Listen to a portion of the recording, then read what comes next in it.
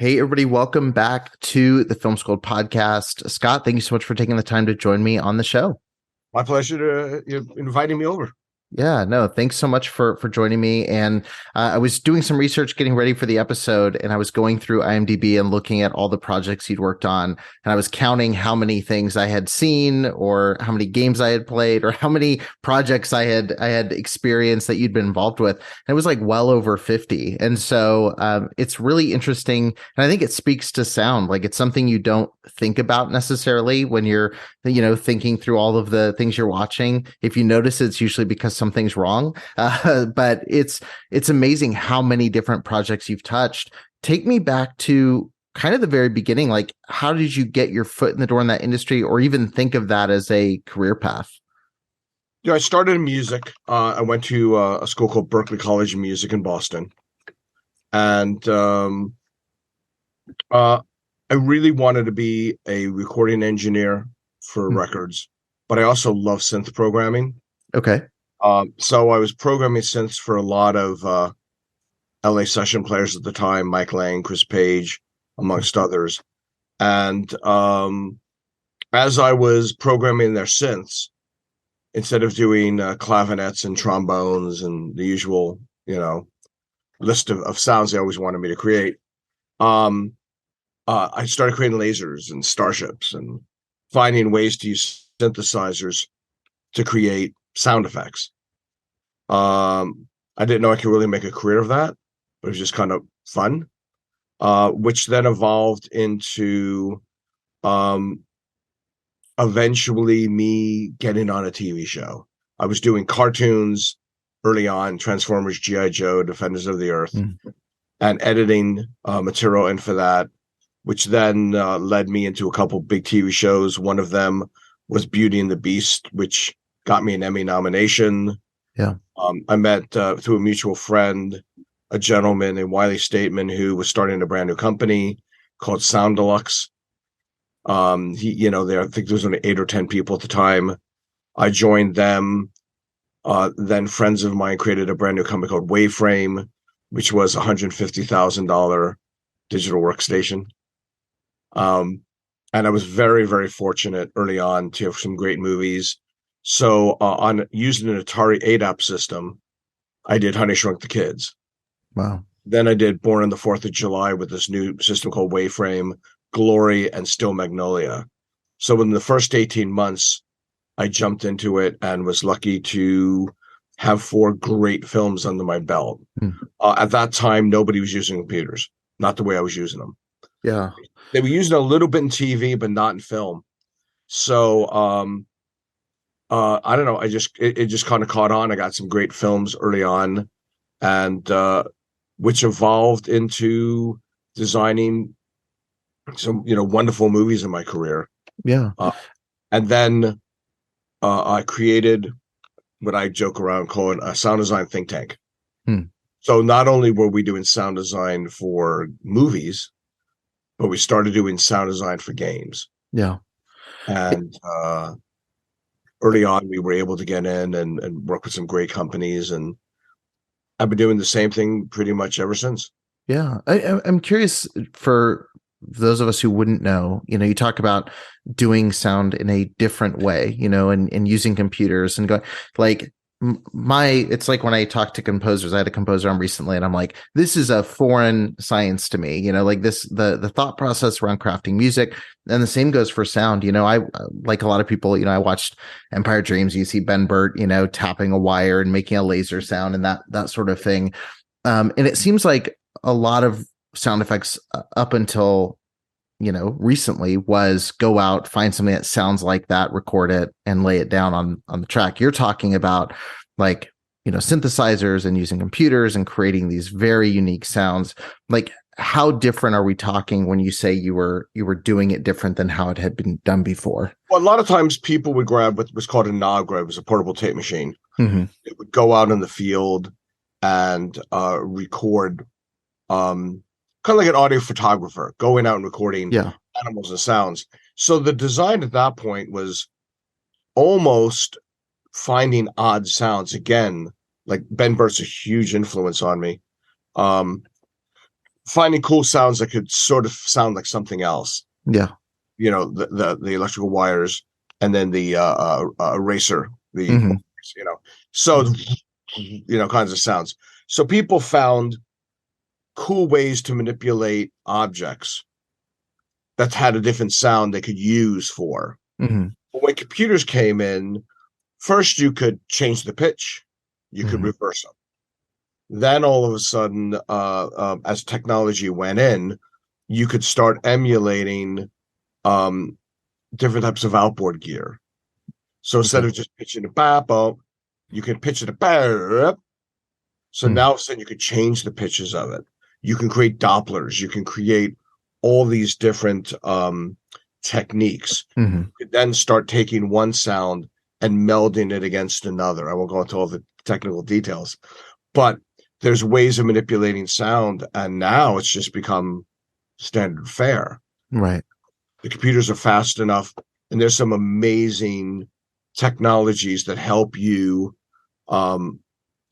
manipulate sounds to create things that never existed in nature. Right. But like any musician, because I always think of everything as music, yes, you can get the instrument, but then you got to understand how to use it. So like a composer, you've got 12 notes and lots of instruments. Well, now you've got to figure out what 12 notes to use, how to use it, why to use it, and then what emotions out of it. In other words, why did you choose a minor second? Or why are you doing dissonances and odd rhythms?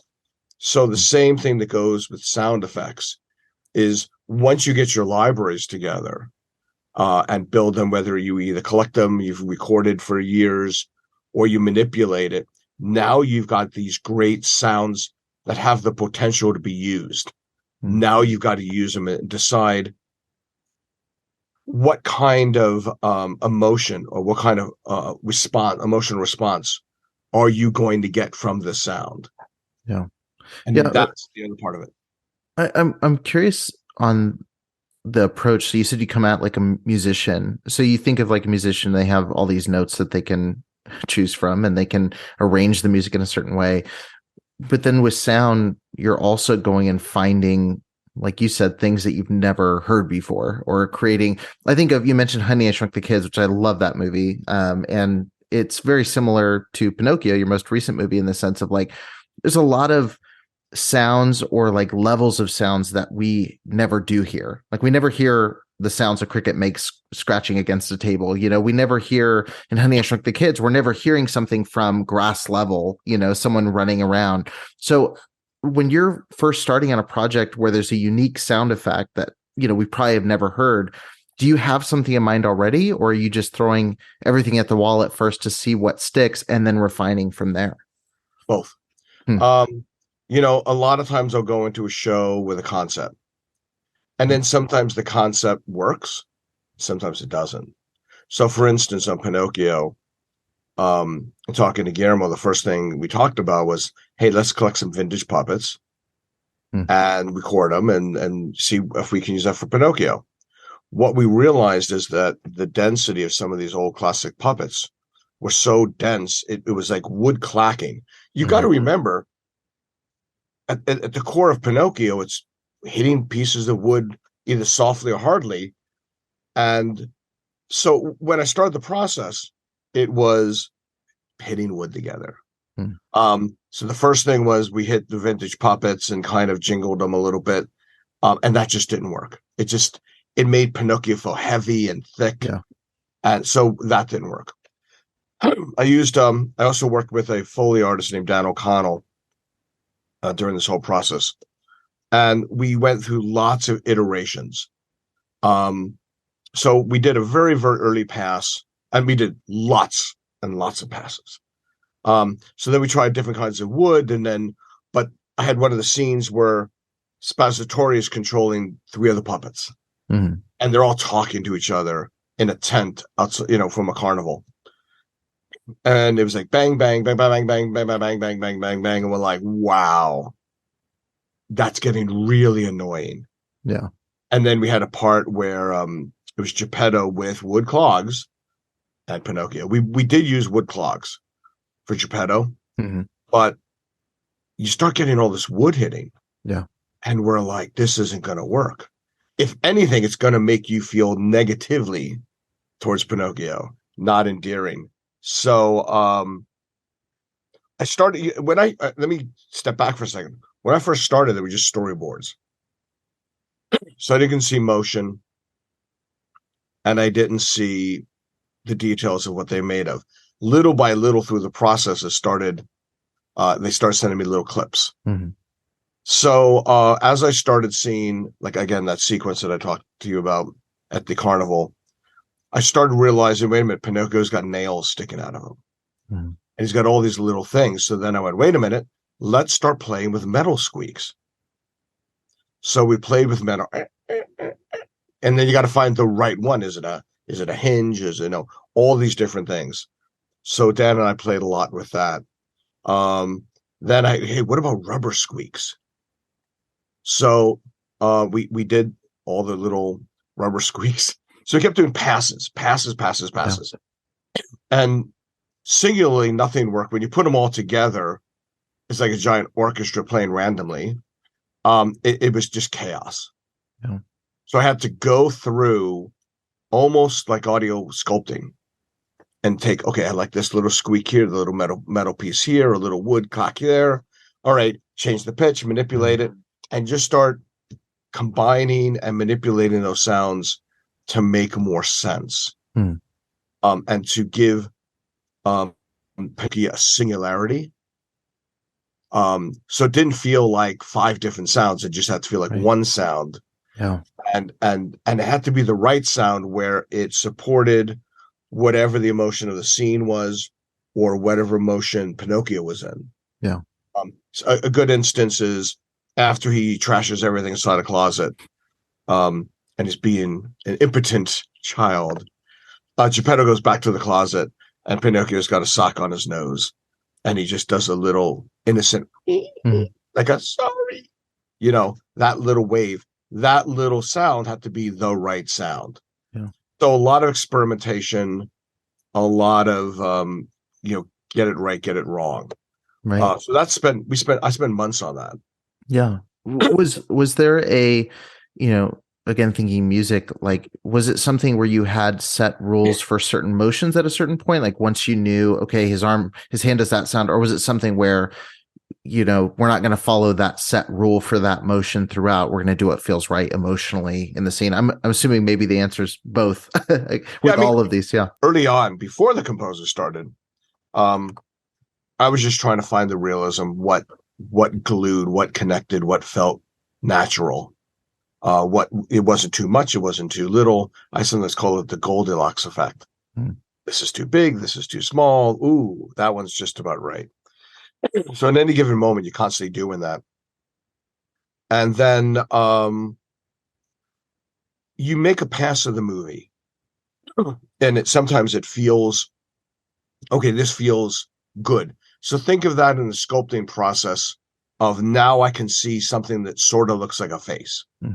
The details aren't there, but now instead of looking like a big chunk of wood or marble, it's now has a humanistic feel to it. So you go, okay, this is getting closer. I had all the dialogue, so then it was blending it with the dialogue, fitting it within the space. Then you kind of set it aside and work on all the different aspects of the show. What made this show a little more challenging is most shows, even if an animation, they'll do a whole scene. You work on the scene and you move on to another scene and on and on and on. Because this was stop motion, it wasn't by scene, but it was per shot. So there was a scene that may have, let's say, 25 shots, 50 shots. I would start with 3. That's all I got access to. And then 2 weeks later, I get 5 shots. And then a month later, I get 10 shots. So it was always like, okay, this works. Oh, wait a minute. They're animating something different or, filming something different. So it was constantly, you go in a direction and then you start iterating going, yeah, you know what, this could be better. I think, this was working, but now it's not working. because you're starting to see more of the motion. Mm-hmm.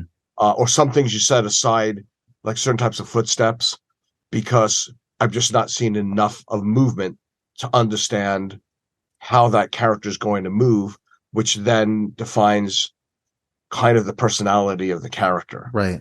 Yeah. So at that point, you experiment a little bit. But what I was doing is I was jumping around a lot. I was on it for 14 months, and I worked on it myself for about 7 months. Okay. During those 7 months before I brought my crew on, this is what I was doing. I was experimenting. Now, on a different front, I jumped to Dogfish. And because working with Guillermo on Pacific Rim, we kind of, I don't know, instinctually, we kind of, he knew what I would do. I knew what he wanted. So I was able to create something for Dogfish pretty quickly. And I think his comment to me was it had good bones, early on. Because again, we still haven't seen the details and we hadn't seen any water. Same thing with creating Death and the Forest Sprite. I started on Death because that was early on, but I still can manipulate her voice to make it sound godly. So that was also early on within the first 2 to 3 months, was designing that. So it was like a little bit, you have this giant puzzle, and you start with the left corner, then the right bottom corner, and then you start taking pieces and putting them together. Then it gets to the point where we start hearing music for way down the road. Yeah. More like a couple months before the mix. And then you go, oh, okay, wait a minute. The Splat is doing this, and this.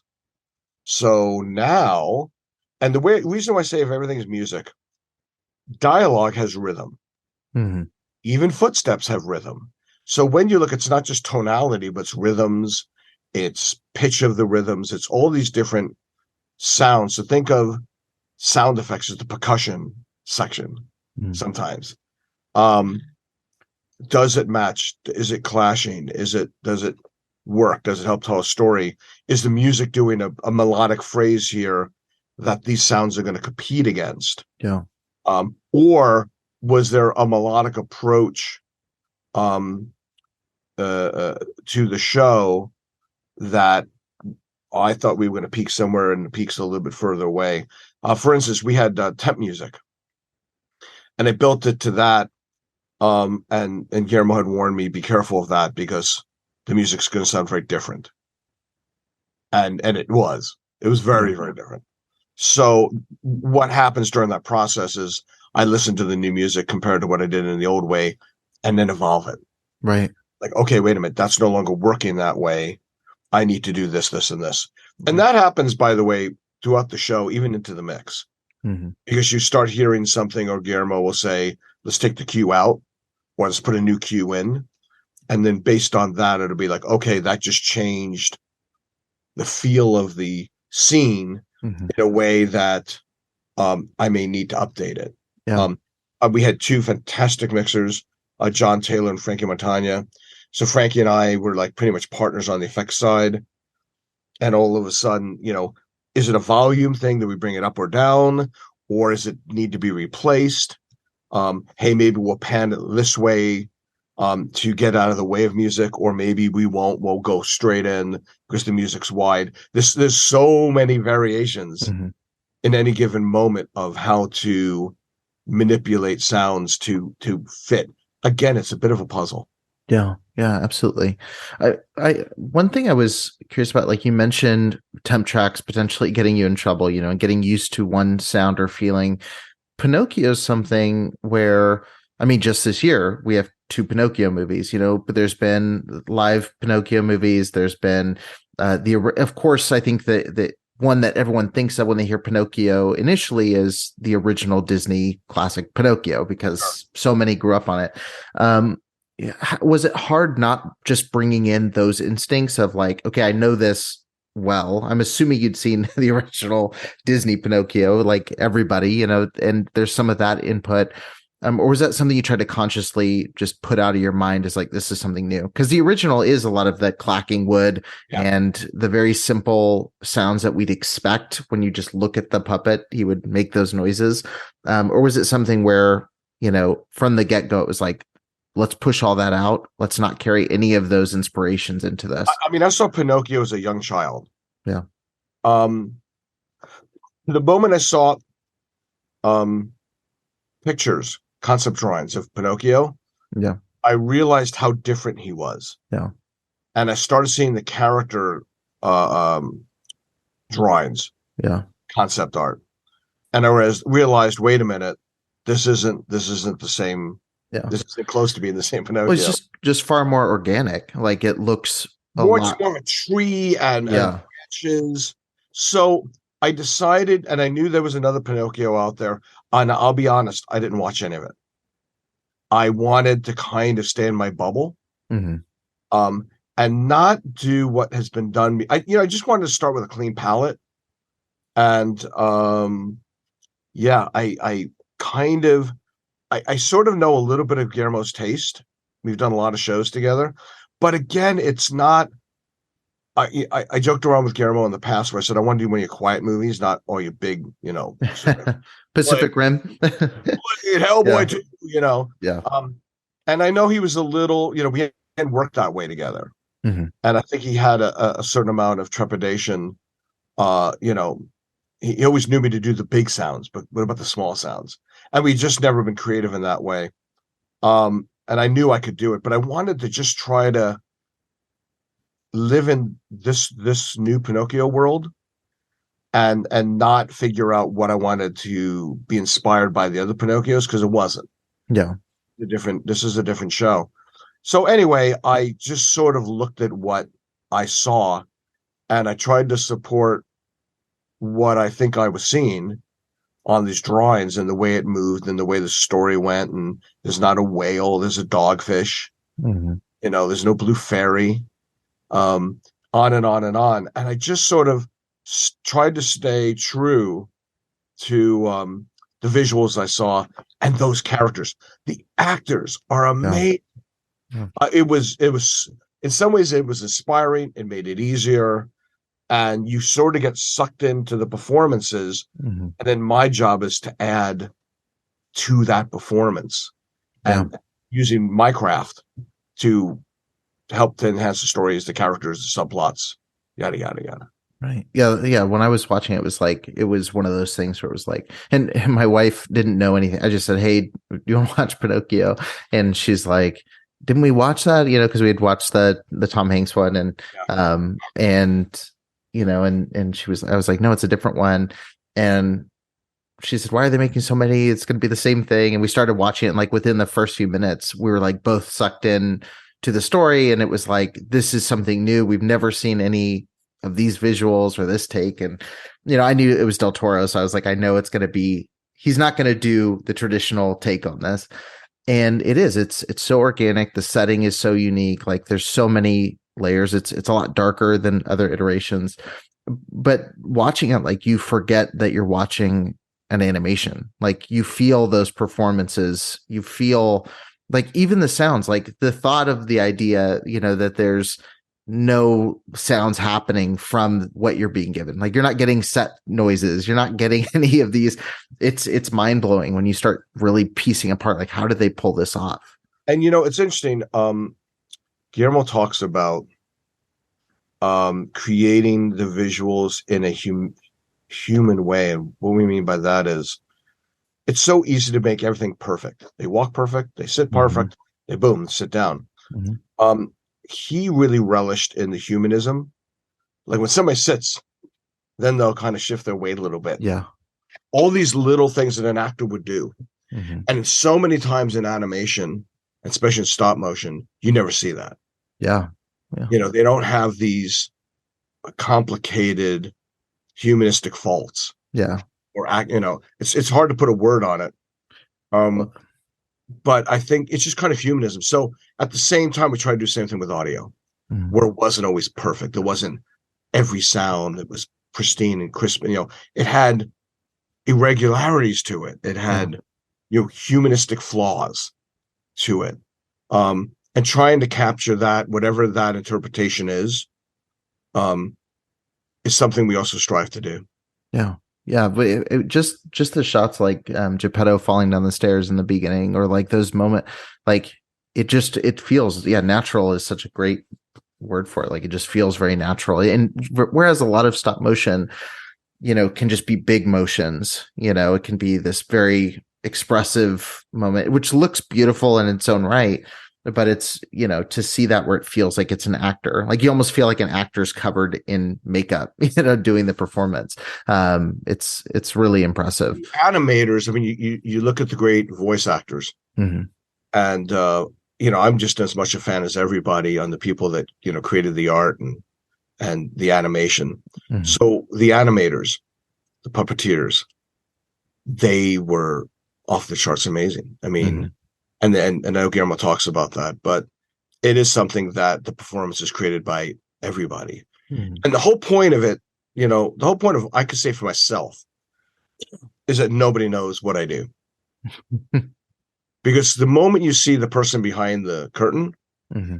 it breaks the illusion. Yeah. I've done so many shows with giving personality to inanimate objects and characters that the goal that I always do is that you no longer see me mm-hmm. or my crew. You just see the character and you believe in it. And I'll even say that early on, when I first saw Pinnochio, I was like, uh-oh, that's not a very friendly look. Mm-hmm. Like early on, I'm like, yeah, interesting approach. How are you going to fall in love? And I always thought, man, the acting and the music's got to be dead on. And just how do we give this piece of branches and log of wood a range of personality? And then hearing the acting, hearing what the music, and then adding mine again, it was everybody on the craft just came together.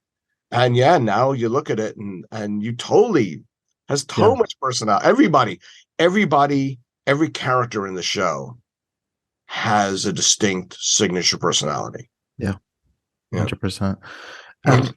You mentioned like giving all this character and like you don't see you, and that's something I mentioned at the very beginning of this. Like sound is one of those things. It's like visual effects. I interview visual effects people. It's like you don't tend to notice until it sounds really bad. Like we all have been in a movie theater and a gunshot goes off or a punch lands, it sounds weird, or a door opens with this, the famous story, Night of the Living Dead, like they had a small budget. They were looping this cricket sound, and so like to this day, the guys that did the sound say like, we hate it because we know exactly where the track starts and ends. And it's just, all this sort of thing.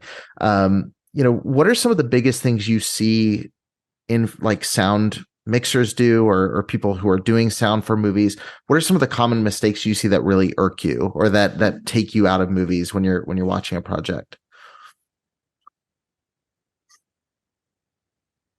I'd say the first thing you have to do is you got to stay true to the story. Mm-hmm. And understand, it's like being a percussionist and you're the cymbal player. Yeah. You got to know when to, and we go, and you start hitting too much. You'll be like, stop. It's too much. Right. But if it's at the right time, it can be so effective to the score. I think that, I'll admit, when I see a movie, actually, I don't think about sound. I enjoy, because I love movies. Yeah. I get sucked into the story. Now, two things happen. If I get sucked into the story and I hear something that is bad, not like, just like wrong, it'll throw me out. And I'll be like, it'll throw me out, and I'll notice that it's just not right. Mm-hmm. Not even close to being right. And then occasionally I'll see a movie and it sounds amazing. And I'll be like, ooh. But what I'll do at that point is, because my sound designer ears start tickling. Like, ooh, that was a cool sound of that. Like, ooh, okay. So I'll make a note to it and I'll watch it again. But I'll keep going through the story because I'm enjoying it. I think the things that irk me, there's not a lot. I think the only thing is that if somebody is not watching the show and trying to show off their sound design chops, Yeah. that have nothing that doesn't balance with what you've seen, I don't like that. Yeah. I mean, I'm not heavily opinionated on it, but it's not my thing. They're trying too much, and it's not working. And it just draws attention to them in a way that pulls you out of the scene. Yeah, they're doing a cymbal solo in the middle of the. Yeah, and I've seen it on a couple shows recently. Those which I shall not name. Sure. And I was like, no. And the other part is there's stylistic ways of, and this is where I see probably more problems.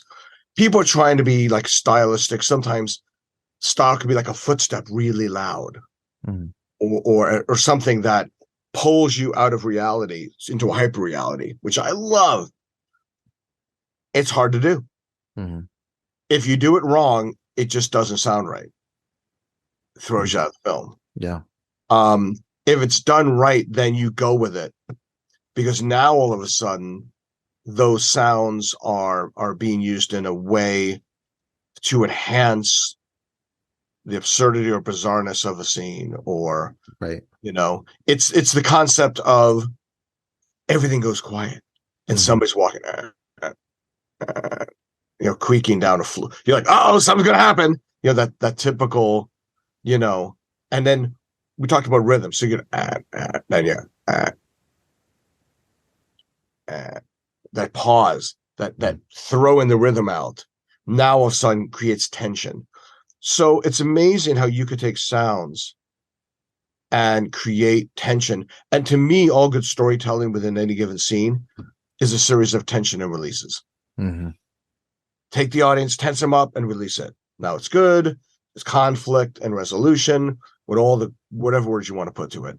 But that's again something that I know if I take certain sounds, the most, nails on a chalkboard. Makes people, or silence in a theater, more than TV. But if you go to dead silent, which I did like a lot in American Beauty, that makes everybody very uncomfortable. When you can hear yourself breathe, that really creeps people out without them knowing it. Right. So part of being a good sound designer, I believe you have to be an audio psychologist.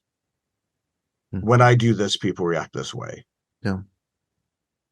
What's your take on, like, so you mentioned like the sound, like obviously in any project, and I've talked to, like I said, visual effects people that have said the same thing, sound people have said, everyone's thing is like, when you're trying to show off and stroke your own ego and shout out like, hey, look what I'm doing here, it's where things start falling apart. When you try to make your shot the hero at the expense of everything else, or your sound effect. What's your take on, I have to ask you, because you're the first sound person I've had on the show, I have to ask your opinion. Does it take you out when people drop the Wilhelm scream in their projects? Do you like self-referential sounds like that, or is it a sometimes effective sort of thing? That's sort of an ongoing sound joke. Yeah. Before this, I did Mayan the 3, and Jorge said, "Oh, let's put a Wilhelm in." So we snuck one in. It's like, where's Waldo? Yeah. Right. It's I grew up. Another group really used it all the time. We never really did. But there was like one sound that I've used in almost every show. Early on in my career, somebody told me I didn't have a knack for sound design, and I didn't have the talent. And I created a sound for a show that was really cool. And then I didn't get picked up for the show, and they were like, yeah, you're just, a B player and all that. I said, okay. Then they called me back for that sound. And the secret recipe. Why would you want a sound designer? Why would you, anyway, so it became a little bit of a thing for me.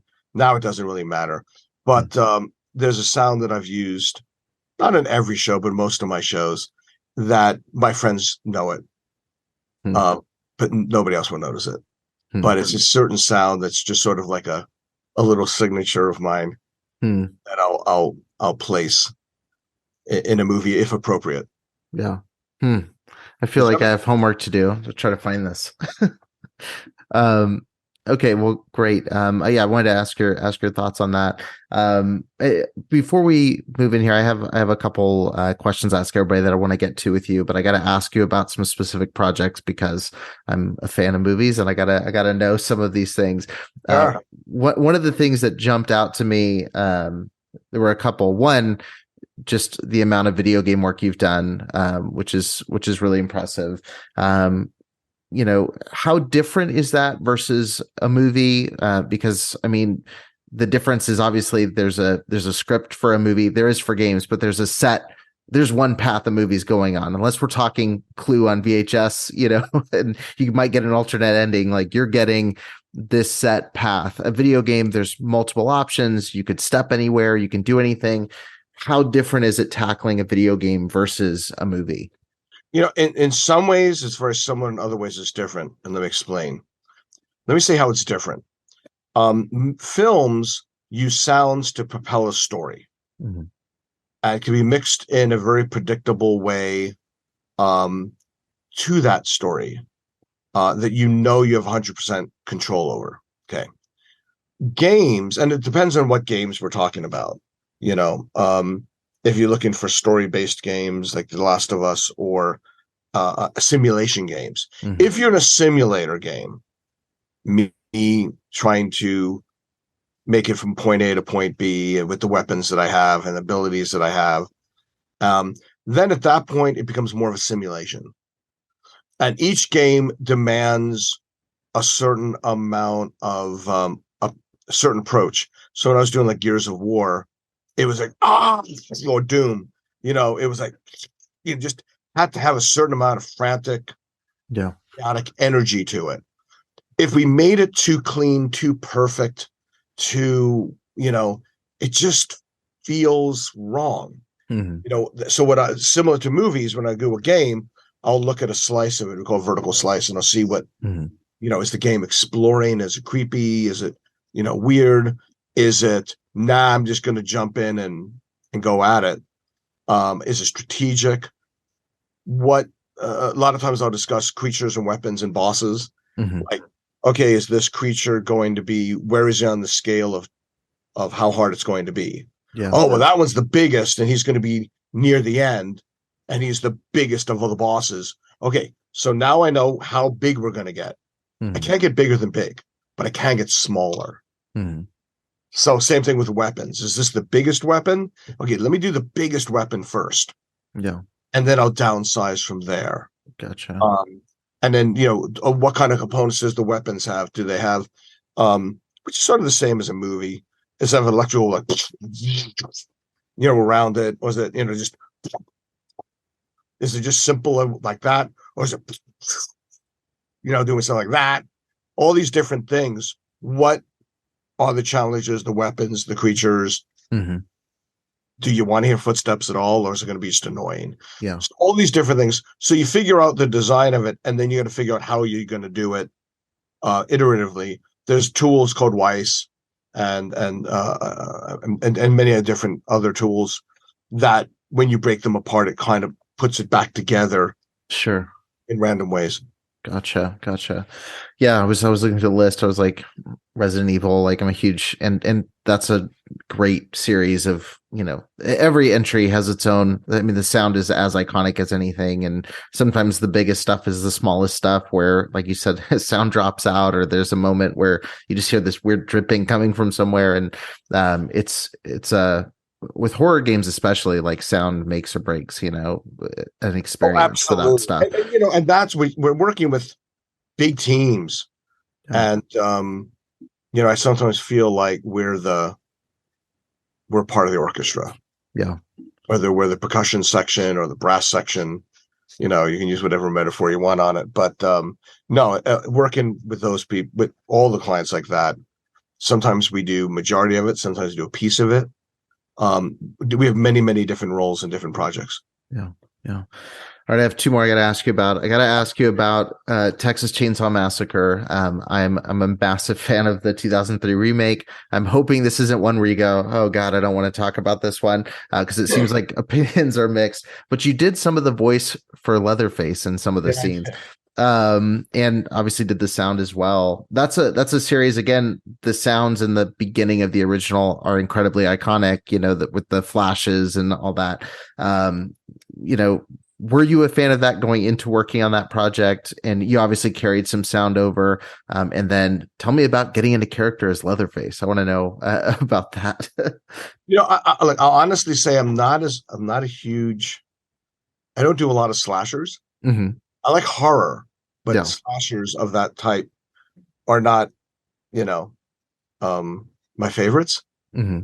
But again, I went in there and I just sort of was talking to the director, and um, I don't know. I just saw Leatherface, and I just said, "Well, let me." I mean, the chainsaws are obviously important, and I just said, "You want me to vocalize him?" And he's like, "I don't know." So I started vocaling. Ooh, I like that. Ooh, let's do this. Let's do that.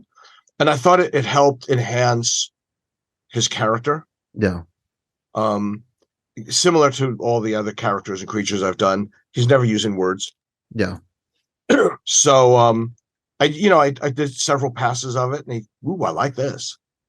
So once I started doing it, we started drilling down into each scene, each section, and I would just be in my room, vocalizing, Just making weird grunts and making weird grunts and noises. And it started way back, and it's not that it was just out of pure fear. I'll be honest. When I was doing Honey Shrunk the Kids, Joe, the director, asked me, "Okay, we got Auntie, Mhm. and he's got to be sad, happy, impish, all these things." And I said, "Okay." So I started playing with crustacean shells and trying to make the movement work, and I was, coming up with a big nothing. Um, and then I was panicked. I'm like, I don't know how to solve this puzzle. So I grabbed the mic and I started vocalizing with my voice those different emotions. But the thing is, if you just use a vocal, and I've done that on a lot of shows that nobody knows I did it on. Another one is Herbie, Fully Loaded. Hmm. I vocalized the whole car. And if people said it didn't sound like a vocal, I go, "Did you think he was cute?" Said, "Yeah." Said, "It's a Volkswagen. Think about it." Yeah. You know. So the whole point of it, how do I take my voice, manipulate it in a way that you don't hear somebody going, "Rah, rah, rah, rah," Yeah. where Scooby Dooish, and then combine that with sound effects. So part of my trick is using sound effects in my voice and manipulating my voice in ways that I go back and forth between humanism and realism. Hmm. Because obviously, a lot of the characters I've done in the past, when I've studied a lot of animals, and animals don't have. First of all, most animals don't have any humanistic sounds, Hmm. and if they do make sounds, there's a very small um, library or Hmm. range, and it usually has to be when they're upset. So how do I take that and give them humanistic emotions? Yeah. Same thing with Flubber, Hmm. um, where I was with John Hughes, and I was using, like I was just doing a second ago, mouth sounds, you different kinds of sounds, and he thought it was hilarious. And then one day he calls me and says, "Hey, I need some Flubber sounds by Friday, basically in 5 days." And I said, "Great, but I don't know what I'm doing yet." And he goes, "No, no. Remember all that sounds you did in my office? Hmm. Do that." I said, "Okay." So I did that, shipped it off because I only had, 5 days. And then we started, working on the rest of the show. And then I reached back to him. I said, "So we still got to figure out Flubber." And he goes, "What do you mean?" I said, "No, we don't. We don't know if Flubber's going to be." He goes, "No, you're Flubber." He goes, "I want changes, but you're Flubber." And I Hmm. went, "Oh, okay." And I'd done a bunch of voices in the past, so that I went, "Oh, okay." The fun part though was Flubber had to sing, Hmm. so I'm a huge fan of Danny Elfman. So I got a chance to go to Danny's house and do Mambo. basically Flubber singing. He basically looked at it, brought it back to my studio. I put it through my processing, and then performed it. That's amazing. I had no So idea. that was fun. That was all like, funny. it was like a little treat of life, Yeah, yeah, that's really cool. And then last question I'll ask before we move into this round. I have begun in the last like month deep diving into Star Trek, and I had never seen a single scene of Star Trek until maybe a month ago, and I was interviewing someone that was one of their credits, and so I was like, okay, I'm gonna watch their episode of this show, and then I'm a completionist, so I watched that and was like, okay, let me go back and start watching through. You worked on the 2009 Star Trek, and again, you've worked on so many franchises where you're stepping into a world, that's already exists. And with Star Trek, there is I'm learning quickly, a rabid fan base of hardcore fans who want everything to sound and look and feel like Star Trek. Are you going into existing library quite a bit and then building on top of, or are you going in and replicating as close as you can to what is there going into a project like that?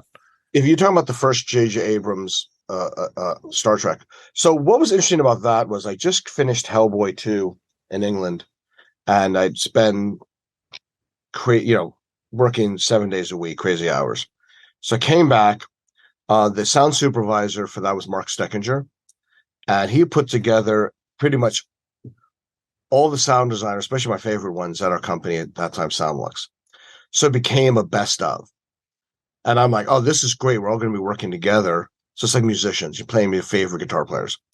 So he divvied up the show, and my job was the weaponry of I think it was Constellation and the Enterprise, the photon torpedoes and the phasers, and also the sounds of the ship.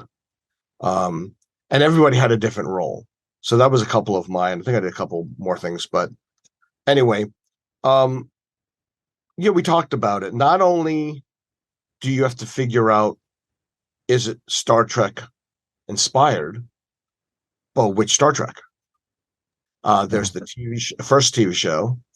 There's the Next Generation, which one of my guys who actually worked on Pinnochio, Tomita, did all the Next Generation and Deep Space Nine. So he did all of those.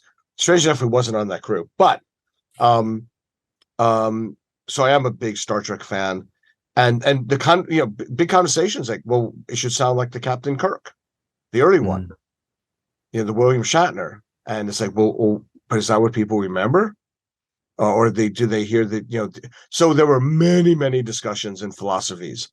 Again, it was easy on the first one, I think it was the Constellation, if that's the right ship. JJ had done so many variations of what weaponry that would be in. So I'd do design one, then I get a new visual and said, no, it's going to try a different thing. So there must have been maybe a dozen different, is it shooting pulses? Is it shooting like straight lines and veering and basically waving back and forth? All these different ideas. And I have to create sounds for all of them. Not sure which one we would end up with. And believe it or not, that's me on the guitar. Oh, okay. Big, like big guitar sounds, big Marshalls, synthesizer sounds. So it goes, so that was very musical in that way. Yeah. Because Constellation was new to that universe. And it went so well that I also did a lot of it with Enterprise. Cool. That iconic sound. That's all. A lot of that's all guitar. We originally saw. A lot of them were beams that would then move around space, and would destroy anything that came in contact with it. So it was a different approach. I still tried to do my interpretation and inspiration, being a Star Trek fan, of that sound. But again, it was doing something we hadn't seen before. Right. So, they seemed to like it.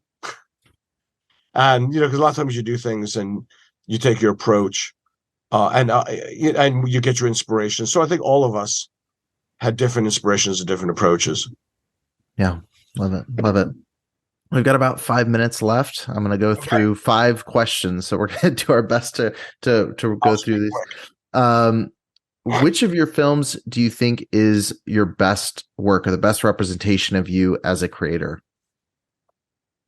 I get asked this question a bunch. The easy answer is I don't have a favorite.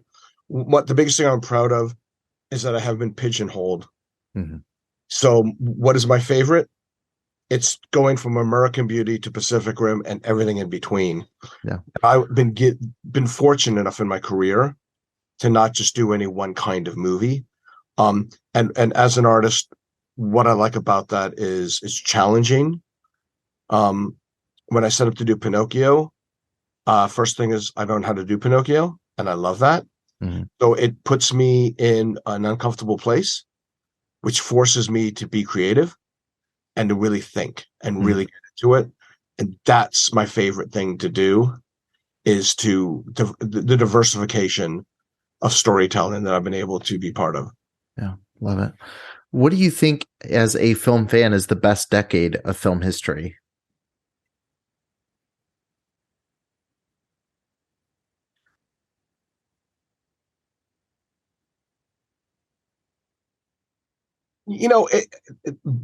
Really hard to say that. I will say that I have a sensitivity to the 1970s. I don't know if it's just because I was a kid. So it depends on when you started, but I really loved weird shows. I mean, think about when the first Star Wars came out, Planet of the Apes, and all of these shows that were taking you to exotic places. And that was very, a Terminator. That was all had its genesis sometime in the 70s, maybe early 80s. And then today we're still doing shows based on those concepts. Yeah. Godfather, every Italian, gangster movie. So you look at Apocalypse Now, which showed, and even Platoon showed that war sucks.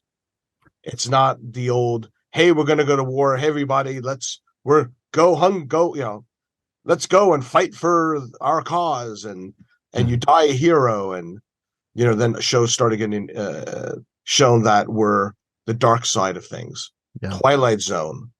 I mean, you just go on and on about inspiration, even as silly, though it's not a movie, but All in the Family. Yeah. Couldn't be done now. So there were some pretty revolutionary concepts that were played within the 70s. Yeah, definitely. Yeah, it's an interesting period for sure. And it's always interesting to me, like every decade, I feel like it's actually every half decade, the more that I keep reading and studying and watching, is like there's a time of just complete repression of everything, it seems like, and you can't do anything. And then there's this like revolutionary period right after, and those are always the most fun. And I'm going to add one more thing to this. I think right now, in the last handful of years, is, I think, a renaissance. And that makes because it used to be you got to tell a story within an hour and a half to 2 hours. And it needed to be a story that tried not to piss anyone off. So it had to kind of be within a very specific outlook. Now we've got long form. Now we get 9-hour movies. They're not TV shows, because I did a bunch of limited series, and they're fun. You really get into the characters. I mean, I'm a fan of Game of Thrones, and you would never be able to do that in a movie effectively. Yeah. So now all of a sudden you get in to live with these characters, and they're doing shows that would never make it into the moral norms of anything. Right. And I love it that they're really experimenting. They're going into areas that people might find uncomfortable. So it's more of a customized show for that group of people who like that kind of show. And if you don't like it, don't watch it. If you do like it, here's another form of entertainment about stories that you will relate to. And I just love, I think 70s and now, I think is a wonderful time. Yeah, this year's been amazing. Like, there's just been so many films, and in the horror genre, there's been so much that's really pushed the envelope. I went to go see Babylon like 2 days ago, and it's like, which I know is very divisive. Like, there's people that love it or hate it, which I think is the best movies where there's like a clear line there. But I was watching, I was like, this is 3 hours and 9 minutes of just pure insanity. Like, it was amazing, but it was like one of those things where like, this is so different than the Marvel movies we've had for the last decade, from all of the big blockbuster movies, which I think have a time and a place and a position. But it was just really cool seeing that. You're seeing Elvis, 3 hour, again, crazy adrenaline fueled movie. There's a wide variety of project. Even Pinocchio is a 2 hour stop motion movie that, again, is so different than what we've come to expect, from. And I think equated to music is, you get somebody who is amazing like Whitney Houston. And then everyone says, well, all right, we need our Whitney Houston. So every record company find their Whitney Houston. And then what happens is it just becomes generic. Mm-hmm. So every band, whether it was Metallica, who was edgy at the day, is not like, now as you hear in an elevator, So I think that right now, because so many streaming companies are looking to not stick to the superhero movie or the detective movie. I mean, how many versions of buddy detectives, whether it's a ghost or two women, two men, a man and a dog, a man and a ghost. I mean, just it's the same show with different lead characters. They're breaking all those rules. True Detective. What a weird movie that was. Or Oz, things that normally would never get made or be accepted. I love Oz. Yeah. I'm glad you mentioned that. It's such a great show. Yeah. So I think that's where right now, I think we've kind of gone full circle, where shows, instead of saying, well, we need our version of success, is now experimenting with, again, Pinocchio is a perfect example. I'm a huge Disney fan. Disney is trying to capitalize on their IPs as they write for good. Guillermo brought in a whole different take based on the original book. Yeah, more exactly. Yeah, and I find I'll say I won't have you say, but like, one of those is decidedly better. I think the version that goes new places. I think like, watching it, I was like, this is what it should be, because we're not living in the same exact time period the original movie was made. We shouldn't be copying all the same steps, and there's a couple changes, but like, let's do something new. Like, how do we approach this through a 2022 lens? And it's tough. Like, I've gone through a 10-year period where I would work on new material and nobody saw it. All they wanted to see, Transformer the movie. Yeah.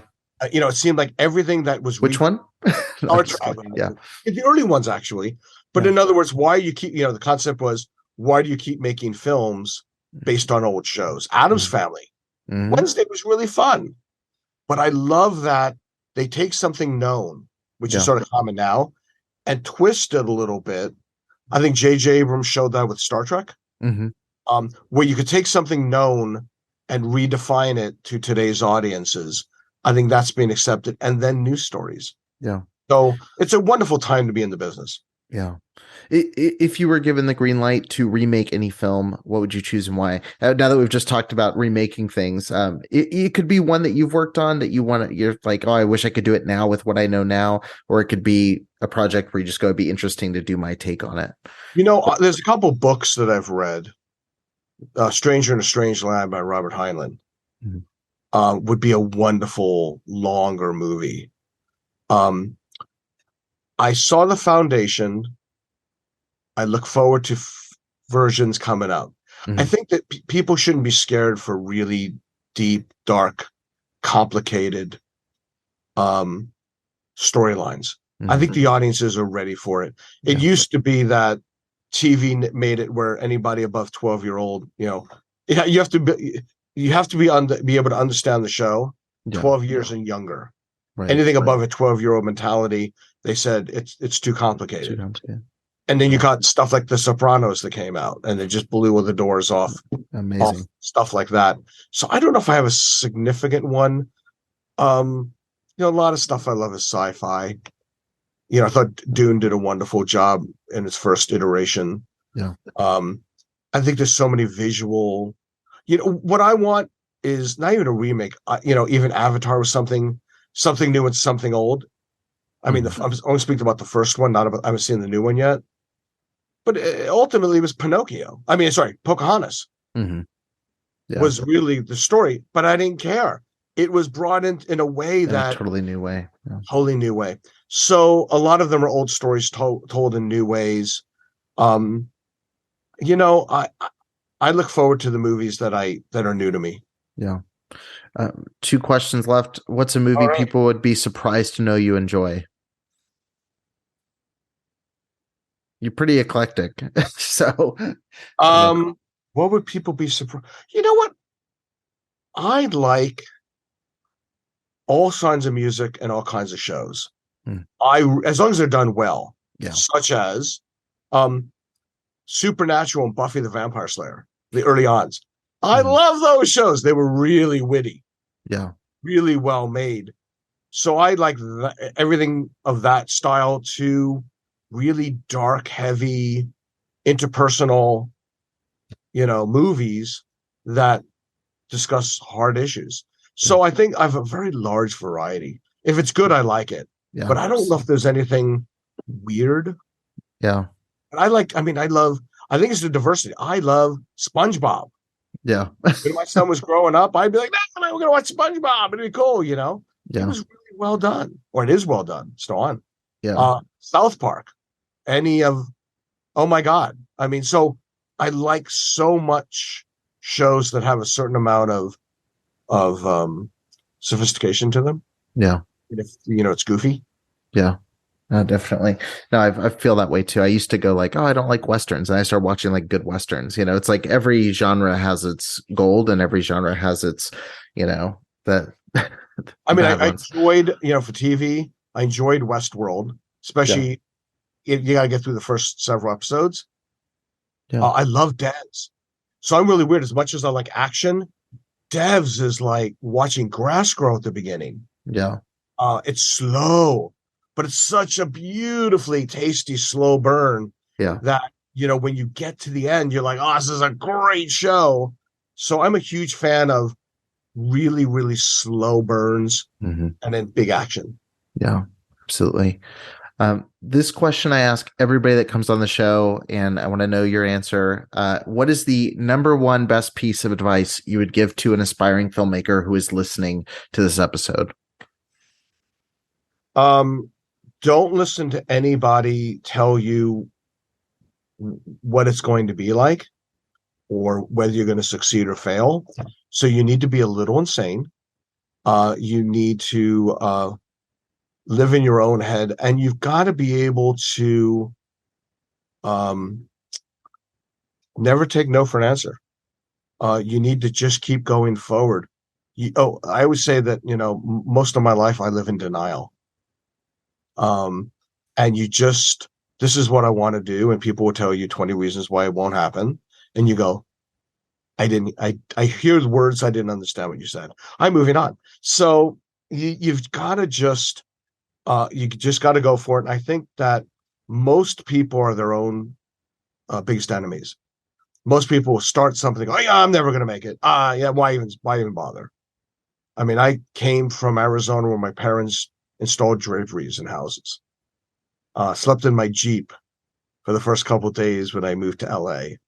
It's something where you just got to love it. You got to want it. You got to have passion.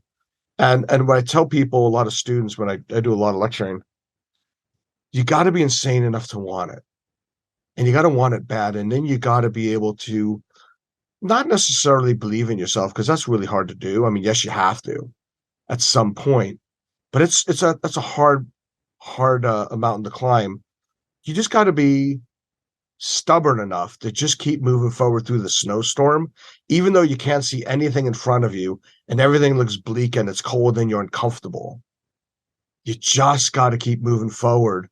And eventually, for those people that do, opportunities occur in some form or fashion. May not be exactly the direction you thought you were going to do. Like originally, I wasn't sure I was maybe going to be a rock star or something.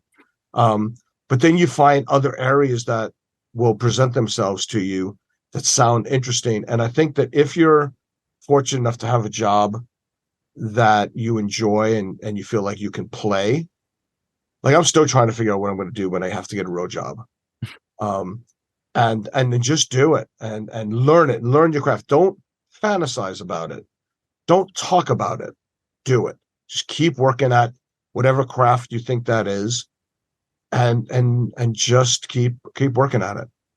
Oh, love that advice. Love that advice. Scott, thank you so much for taking the time to do this and for all of your contributions to the movies. Like that, like I said, I was looking through that list of 50 plus projects that where I've heard your work in some way or another, or experienced your work. You probably made me jump a few times. Like you probably have had some comedic moments that have really landed throughout these. Like it's an incredible amount of work. Pinnochio is another amazing project, and just I'm excited to see what you do next. And I think this was a really helpful and interesting episode.